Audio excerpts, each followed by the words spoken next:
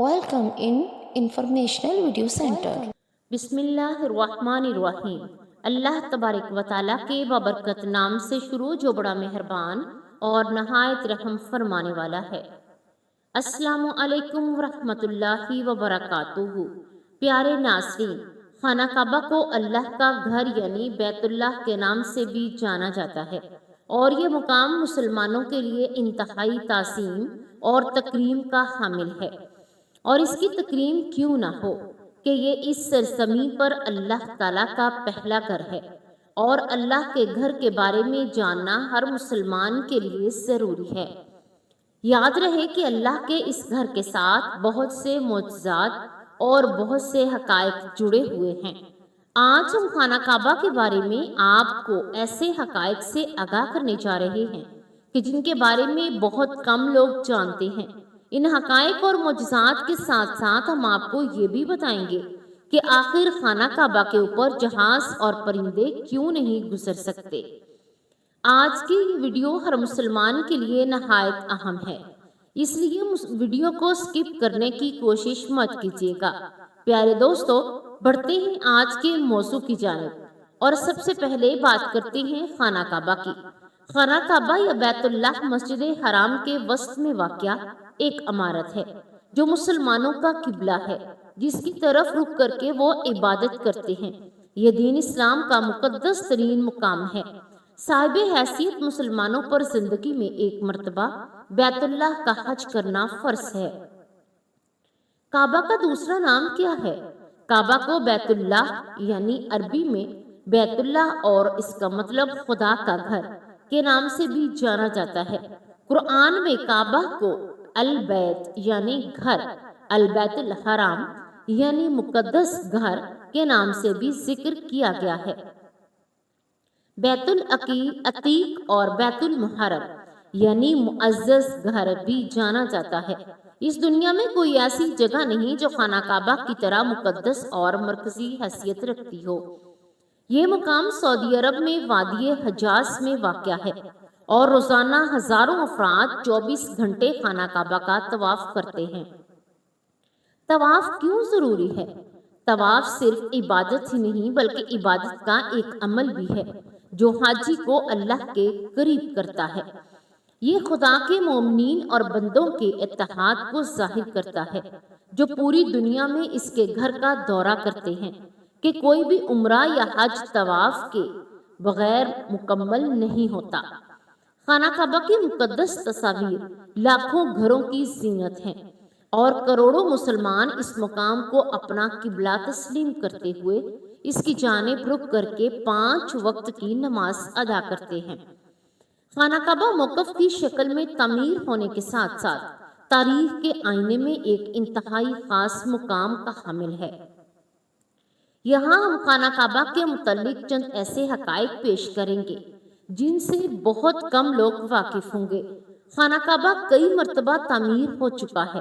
خانہ کعبہ جس طرح آج ہمیں نظر آتا ہے یہ ویسا نہیں ہے جو حضرت ابراہیم علیہ السلام اور حضرت اسماعیل علیہ السلام کے دور میں دوبارہ سے تعمیر ہوا تھا۔ وقت کے ساتھ ساتھ پیش آنے والی قدرتی آفات اور حادثات کی وجہ سے اس کو دوبارہ تعمیر کرنے کی ضرورت پڑتی رہی ہے۔ بے شک ہم سبھی جانتے ہیں کہ خانہ کعبہ کی تعمیر دوبارہ ایک بڑا حصہ نبی اکرم صلی اللہ علیہ وآلہ وسلم کی زندگی میں نبوت ملنے سے قبل ممکن ہو چکا تھا۔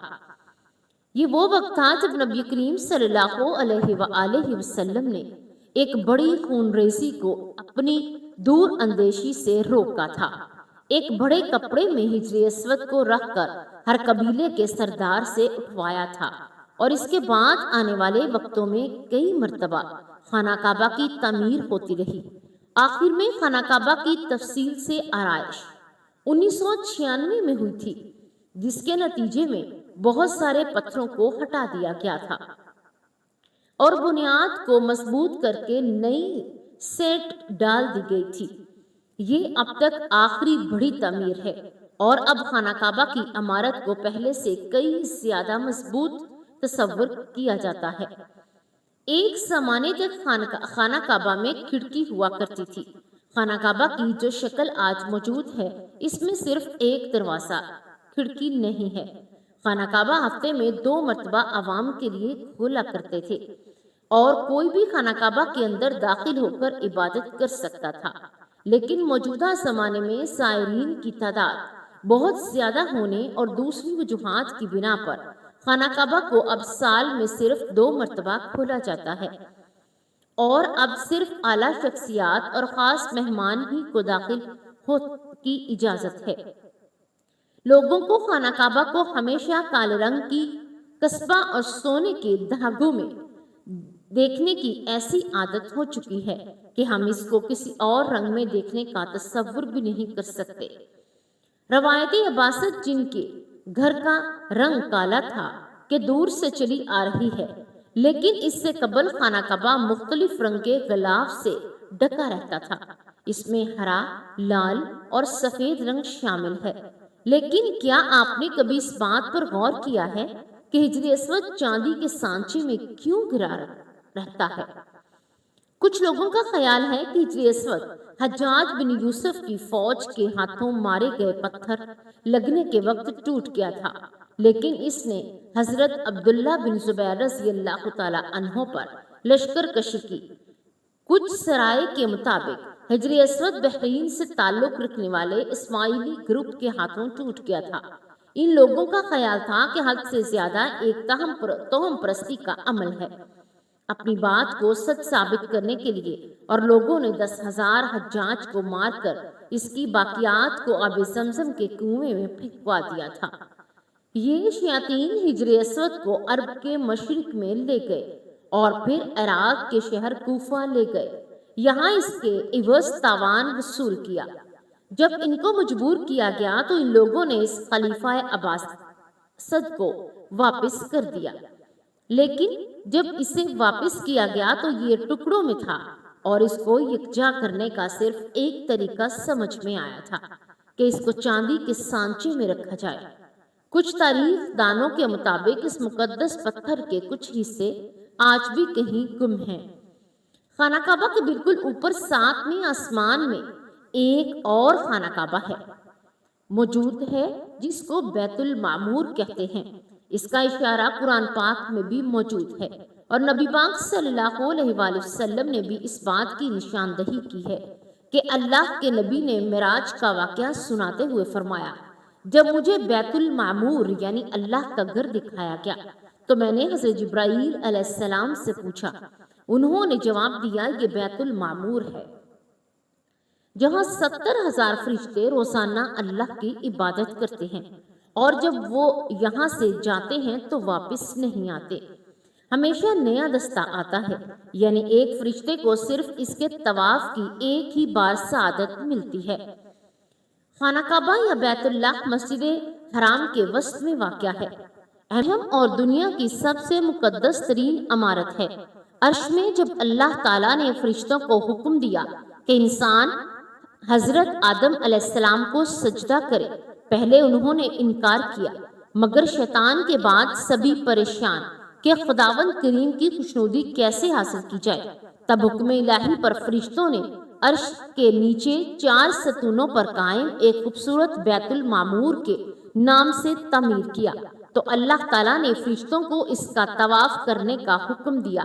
اس کا طواف کرنے کے لیے روزانہ 70,000 فرشتے داخل ہوتے ہیں، اور جو ایک بار داخل ہوتا ہے تو نکلنے کے بعد دوبارہ داخل ہونے میں قیامت تک اس کی باری نہیں آئے گی۔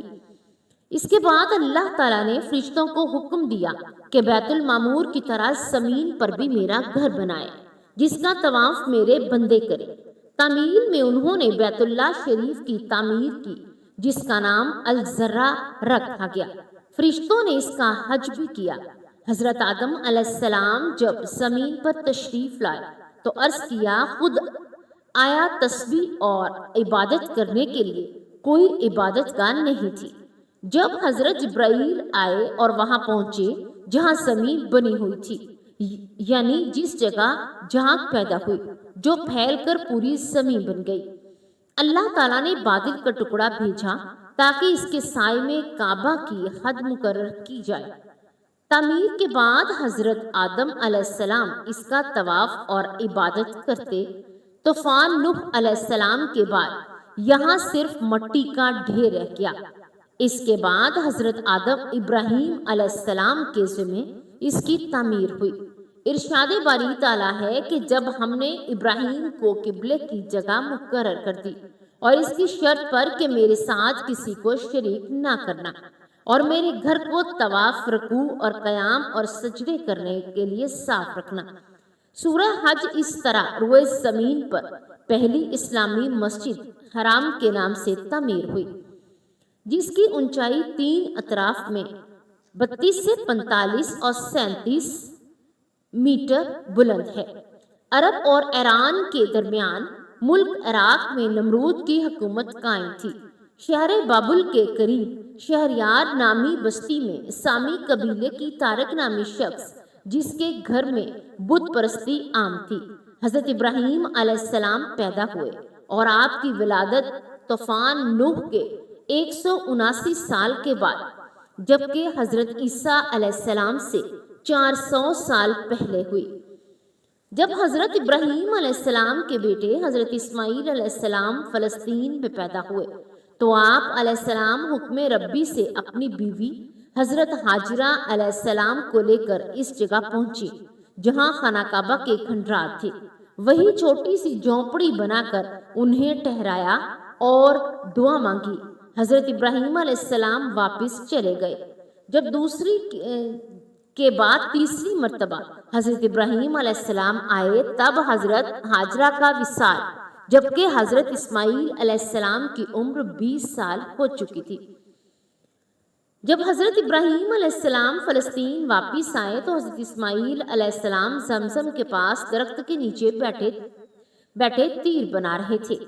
آپ علیہ السلام نے فرمایا، بیٹے، اللہ تعالیٰ نے حکم دیا ہے کہ میں اللہ کے گھر کی تعمیر کروں۔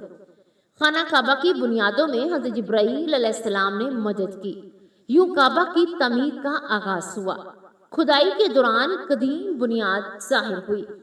حضرت ابراہیم علیہ السلام بڑھاپے میں ایک معمار اور حضرت اسماعیل علیہ السلام مزدور کی طرح تعمیر میں لگ گئے۔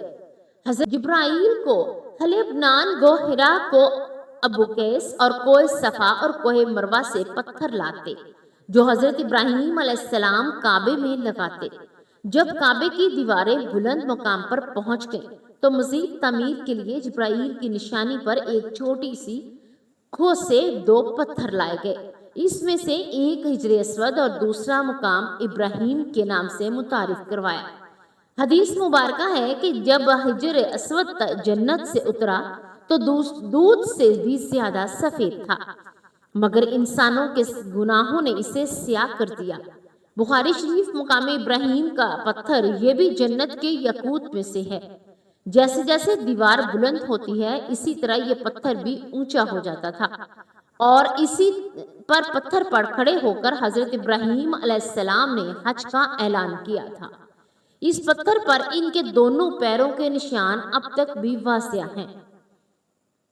یہ بیت اللہ بغیر چھت کے مستطیل نما، جس کے 2 دروازے جو زمین کے برابر تھے، جن سے ہر خاص و عام کو گزرنے کی اجازت ہوتی تھی۔ خانہ کعبہ خدا کا یہ انداز صدیوں رہا اور قریش نے بیت اللہ کے شمال کی طرف 3 ہاتھ چھوڑ کر ممکنہ نما یعنی کامی بنایا اور چھت ڈال دی۔ مغربی دروازہ بند جبکہ مشرقی دروازے کو بلند کر دیا گیا۔ حجر اسود کو دوبارہ رکھنے کا مشہور واقعہ بھی اسی دور کا ہے۔ مؤذن اسلام حضرت بلال حبشی رضی اللہ تعالی عنہ کو خانہ کعبہ کی چھت پر سب سے پہلے اذان دینے کا شرف حاصل ہوا۔ خانہ کعبہ کے 3 ستون، 2 چھتیں اور 1 دروازہ ہے۔ کعبے کے اندر رکن عراق کے ساتھ باب توبہ، اندر 7 باب توبہ، اندر ایلومینیم کی 50 سیڑھیاں ہیں جو چھت تک جاتی ہیں۔ چھت پر 1.25 میٹر شیشے کا ایک حصہ جو قدرتی روشنی اندر پہنچاتا ہے۔ کعبے کے اندر سنگ مرمر میں تعمیر اور قیمتی ہیرے لٹکے ہوئے ہیں۔ قدیم روایات کے مطابق ایک صندوق بھی ہے اور کعبے کی موجود عمارت 1996 میں تعمیر رہتا ہے۔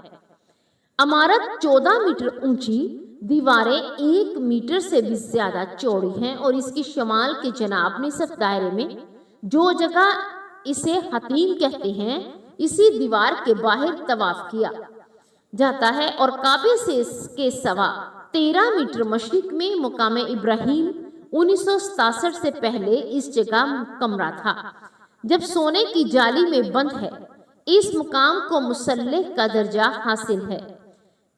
امام کعبہ اس کی طرف سے کعبے کی جانب رخ کر کے نماز پڑھتے ہیں اور حجر اسود کے جنوب مشرق میں تقریباً 2.5 فٹ قطر کے چاندی میں چڑھے مختلف شکلوں کے چھوٹے چھوٹے 8 سیاہ پتھر ہیں۔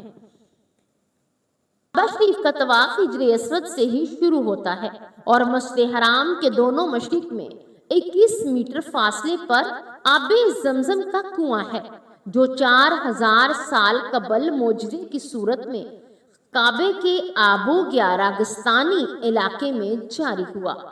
یہ سوکھ گیا تھا، جسے آپ صلی اللہ علیہ وآلہ وسلم کے دادا عبد المطلب نے خدا کے حکم سے دوبارہ کھدوایا۔ 1953 تک تمام کنووں سے پانی ڈول کے ذریعے نکالا جاتا تھا۔ کعبے کے دروازے کو باب کعبہ کہتے ہیں، جو زمین سے 2.3 میٹر بلند ہے۔ خانہ کعبہ کے جنوب مغربی کونے کا نام رکن یمانی ہے۔ آپ صلی اللہ علیہ وآلہ وسلم کے مطابق یہ رکن اور حجر اسود دونوں جنت کے دروازے ہیں۔ خلاف کعبہ کی ابتدا میں بنی اسرائیل کی تھی، جو وہ ہمیشہ سیاہ رنگ کے ریشم سے تیار اور سال میں 1 مرتبہ تبدیل کیا جاتا تھا۔ سعودی حکومت نے اس کی تیاری کے لیے ایک الگ کارخانہ قائم کر رکھا ہے۔ باب کعبہ اور حجر اسود کے درمیان دیوار کا حصہ ملتزم کہلاتا ہے۔ یہ بیت اللہ کے وہ مقام جہاں دعائیں قبول ہوتی ہیں۔ ملتزم کو بہت اہمیت حاصل ہے۔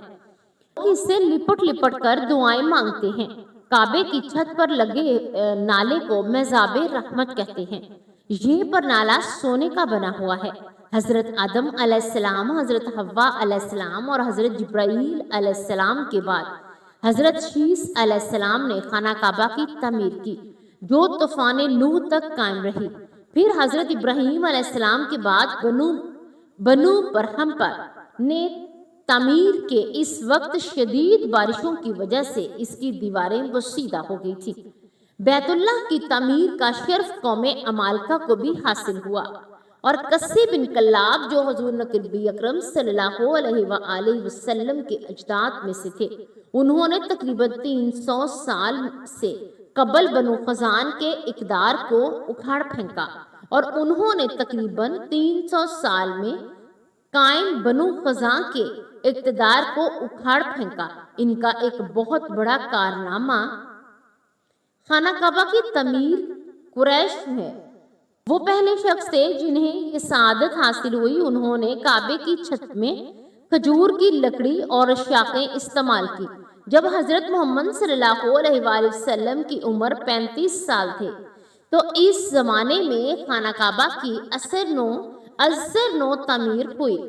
قریش کی تعمیر کو 1 صدی بھی نہ گزری تھی کہ مشہور صحابی رسول اللہ حضرت زبیر رضی اللہ تعالیٰ عنہ کے صاحبزادے حضرت عبداللہ نے اسے دوبارہ تعمیر کروایا۔ خلیفہ عبد المالک بن مروان کے زمانے میں حجاج بن یوسف نے خلیفہ کو لکھا کہ عبداللہ بن زبیر نے بیت اللہ کی تعمیر قریش کی تعمیر سے ہٹ کر کی ہے۔ خلیفہ کے حکومت پر حجاج نے کعبہ کو دوبارہ سے اثر نو تعمیر کروایا۔ اس تعمیر کے 1 سال کے بعد مکے میں شدید بارشوں اور ژالہ باری نے سیلابی صورتحال پیدا کر دی، جس سے کعبے کی دیواریں منہدم ہو گئیں۔ تو سلطان مراد خان شاہ قسطنطنیہ کے حکم پر جمادی الاول 140 ہجری کو تعمیر کا آغاز ہوا، جو 6 ماہ تک جاری رہا۔ سوائے حجر اسود کی تمام عمارات دوبارہ سے تعمیر ہوئیں۔ اندر سنگ مرمر کا فرش، انتہائی نفیس مخملی چھتری لگائی ہوئی، نفیس سیاہ ریشم پردہ جس پر کلمہ طیبہ اور نیچے سلطان کا نام لکھا ہو، آخر میں سعودی فرما روا اور شاہ روا فاہد نے خانہ کعبہ کی تعمیر شروع کرائی۔ اس کے ساتھ مسجد الحرام کی تاریخ توسیع کا منصوبہ شامل ہوا۔ اس منصوبے میں کعبے کی شمال مشرق اور شمال مغربی حصے میں 4 لاکھ مربع سے میٹر زائد جگہ کا اضافہ ہوا۔ ابھی تک مزید توسیع کا کام جاری ہے، جہاں اس وقت دنیا بھر سے لاکھوں افراد حج سے مبارکہ سعادت حاصل کر رہے ہیں۔ آج خانہ کعبہ کی اونچائی 15 میٹر ہے، تاہم اس کی چوڑائی ہر جانب مختلف پیمائش رکھتی ہے۔ مغربی جانب اس کی چوڑائی 12 میٹر اور 11 سینٹی میٹر، مشرقی جانب اس کی چوڑائی 12 میٹر اور 84 سینٹی میٹر، اور جنوبی جانب خانہ کعبہ کی چوڑائی 11 میٹر اور 52 سینٹی میٹر، اور شمال کی جانب 11 میٹر اور 20 سینٹی میٹر۔ خانہ کعبہ کی موجود شکل بھی وہ نہیں جس شکل میں یہ حضرت ابراہیم علیہ السلام کے ہاتھوں تعمیر ہوا۔ مختلف زمانوں کے دوران بیت اللہ نئے سرے سے تعمیر کیا گیا ہے، اور خانہ کعبہ کے دروازے کو ماضی میں طویل عرصے تک کسی بھی منظم ترتیب کے بغیر کھولا جاتا رہا ہے۔ تاہم شدید بھیڑ کے باعث اسی طرح لوگوں کی جانوں کو خطرہ درپیش ہوا، لہٰذا یہ امر اس بات کا متقاضی ہوا کہ اس دروازے کو سال میں صرف 2 مرتبہ کھولا جائے، محدود کر دیا جائے۔ سینکڑوں کلوگرام ریشم، چاندی اور سنہری دھاگوں سے تیار کیے جانے والا خانہ کعبہ کا غلاف کئی دہائیوں سے ہر سال ذی الحجہ کے اسلامی مہینہ میں اور حج کے موقع پر 9 ذی الحج کو تبدیل کیا جاتا ہے۔ ہر سال غلاف کعبہ کی تبدیلی کی تقریب نماز عشاء کے بعد قریب 5 گھنٹے تک جاری رہتی ہے، اور اسے پوری دنیا میں لوگ براہ راست دیکھ سکتے ہیں۔ اسلام میں تمام مسلمانوں کے لیے کعبہ انتہائی مقدس مقام ہے۔ مسلمان ہر سال اسلامی مہینے ذی الحج کی 8 تا 12 تاریخ کو کعبے کا حج ادا کرتے ہیں۔ غلاف کعبہ کی تیاری کے لیے قائم کردہ قصوہ یعنی کارخانے میں 200 ماہرین اور منتظمین کام کرتے ہیں۔ ان تمام کا تعلق سعودی عرب سے ہے، اور وہ اپنے شعبے کے ماہر اور اعلیٰ تربیت یافتہ ہیں۔ غلاف کی تیاری کا کام 8 ماہ سے مکمل ہوتا ہے۔ اب آپ سوچ رہے ہوں گے کہ پرانے غلاف کا کیا کیا جاتا ہے۔ پرانے غلاف کو اتار کر اسے چھوٹے چھوٹے ٹکڑوں میں کاٹ لیا جاتا ہے، اور سعودی عرب کا دورہ کرنے والے مسلمان ملکوں کے رہنماؤں کو بطور تحفہ یہ ٹکڑے پیش کیے جاتے ہیں۔ کئی نجی ویب سائٹس بھی انتہائی مہنگے داموں اس غلاف کے چھوٹے چھوٹے ٹکڑے فروخت کرتی ہے، اور کچھ حقائق جو کہ خانہ کعبہ کے بارے میں تھے، چلیے اب آپ کو بتاتے ہیں کہ آخر کیا وجہ ہے کہ خانہ کعبہ کے اوپر کوئی جہاز نہیں گزر سکتا۔ تو یاد رہے کہ خانہ کعبہ کی حدود کے اوپر سے آج تک کوئی جہاز نہیں گزر سکا، اور نہ ہی اس کی اجازت سعودی حکومت نے کسی کو دی ہے، اور نہ ہی ایسا کبھی دیکھنے میں آیا کہ آخر اس کے پیچھے وجوہات کیا ہیں۔ کیا اس کے اوپر سے گزرنے والی ہر چیز جل جاتی ہے، یا کوئی اور وجہ ہے؟ تو دوستو، آپ نے کئی بار سنا ہوگا کہ خانہ کعبہ کے اوپر سے ایک جہاز یا پرندہ گزرا جو کہ جل گیا یا تباہ ہو گیا۔ یاد رہے کہ یہ باتیں سننے میں تو اچھی لگتی ہیں، مگر ان کے پیچھے کوئی تاریخی حقیقت نہیں۔ اہم بات یہ ہے کہ کیا واقعی خانہ کعبہ کے اوپر سے کسی بھی جہاز کو گزرنے کی اجازت نہیں دی جاتی؟ تو یاد رہے کہ سعودی حکام اور سعودی ایویشن نے سختی سے پابندی لگا رکھی ہے کہ کسی بھی قسم کا کوئی جہاز مکہ مکرمہ یا حجاز کی سرزمین کے اوپر سے نہیں گزر سکتا۔ اس کی اہم وجہ یہ ہے کہ جو بھی عازمین حج جو حج یا عمرہ کے لیے جاتے ہیں، ان کا جہاز سب سے پہلے ریاض لے جایا جاتا ہے، اور ریاض سے لوگوں کو بسوں اور ٹرینوں میں لے جا کر بٹھایا جاتا ہے۔ اور اس کی بڑی اور پہلی وجہ یہ ہے کہ اللہ نے پاک قرآن مجید میں غیر مسلموں کو پاک سرزمین میں داخل ہونے پر پابندی عائد کر دی، اور بہت سی آیات بھی موجود ہیں جو کہ یہ ثابت کرتی ہیں کہ مشرکین مدینہ اور مکہ میں داخل نہیں ہو سکتے۔ اس لیے کسی بھی مسافر طیارے کو حجاز کی سرزمین میں داخل ہونے سے روکا جاتا ہے، کیونکہ ہو سکتا ہے کہ ان مسافروں میں کوئی غیر مسلم بھی موجود ہو، اور یہی وجہ ہے کہ سرزمین حجاز کو دنیا بھر کی تمام ایئر لائنوں کے لیے نو فلائی زون قرار دیا گیا ہے۔ دوسری طرف سے جن علاقوں میں آئل ریفائنریز موجود ہوتی ہیں وہاں بھی کسی فلائٹ یا جہاز کو گزرنے کی اجازت نہیں ملتی، کیونکہ اگر کوئی جہاز وہاں گر گیا تو ایک بہت ہی خوفناک دھماکہ ہوگا۔ مکہ مکرمہ انتہائی اہم جگہ ہے اور جہازوں کو اس کے اوپر یا قریب بھی آنے نہیں دیا جاتا۔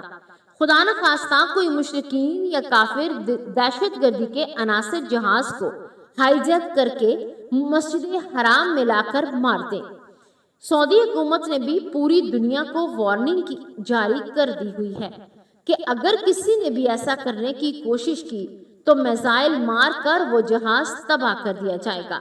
معلوم ہوا کہ سعودی حکومت کی وجہ سے کسی جہاز کو خانہ کعبہ کے اوپر آنے کی اجازت نہیں۔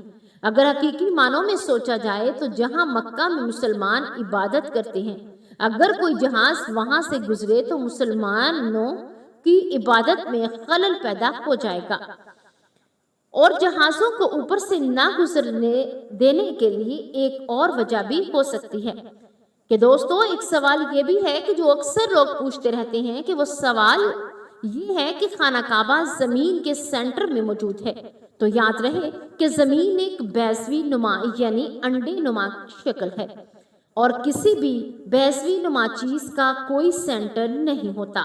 اگر زمین فلیٹ ہو تو اس کا سینٹر دریافت کیا جا سکتا ہے، لیکن ایک گول چیز کا کوئی سینٹر نہیں ہوتا۔ جب آپ کسی بھی گول چیز کو دیکھتے ہیں تو اس کا درمیانی نقطہ تبدیل ہو جاتا ہے۔ یہی وجہ ہے کہ آپ اس کا کوئی یقینی سینٹر نہیں بنا سکتے۔ اس لیے اگر یہ کہا جائے کہ خانہ کعبہ اس زمین کے سینٹر میں موجود ہے تو یہ درست نہیں ہے۔ البتہ زمین کو بنانے کے لیے جو ٹکڑا سب سے پہلے بنایا گیا تھا، آج وہ ٹکڑا سعودی عرب کہلاتا ہے۔ یہ بات سائنسی اعتبار سے بھی درست ثابت کی جا چکی ہے۔ اس کے علاوہ خانہ کعبہ کو جو اہمیت حاصل ہے وہ اس لیے ہے کہ اللہ کا گھر ہے، اور اللہ تعالیٰ کا زمین پر پہلا گھر ہے، اور اللہ تعالیٰ کا زمین پر پہلا گھر ہے، اور زمین پر بھی جو پہلا گھر بتایا جاتا ہے وہ یہی ہے۔ یہ دنیا بھر کے مسلمانوں کا قبلہ ہے، اور ایک مسلمان کے دل میں خانہ کعبہ کی جو تکریم ہے وہ کسی سے مخفی نہیں ہے۔ خانہ کعبہ سے جڑے ان حقائق کو اپنے پیاروں کے ساتھ ضرور شیئر کریں۔ ہمارے اس ویڈیو کو لائک کرنے کے ساتھ ساتھ شیئر بھی کریں۔ اور پیارے دوستوں، ہم یہ امید کرتے ہیں کہ آپ کو ہماری آج کی ویڈیو ضرور پسند آئی ہوگی۔ اگر آپ کو ہماری آج کی ویڈیو پسند آئی ہے تو سب سے پہلے اس کو لائک کریں اور اپنی رائے کا اظہار کمنٹ سیکشن میں لازمی کریں۔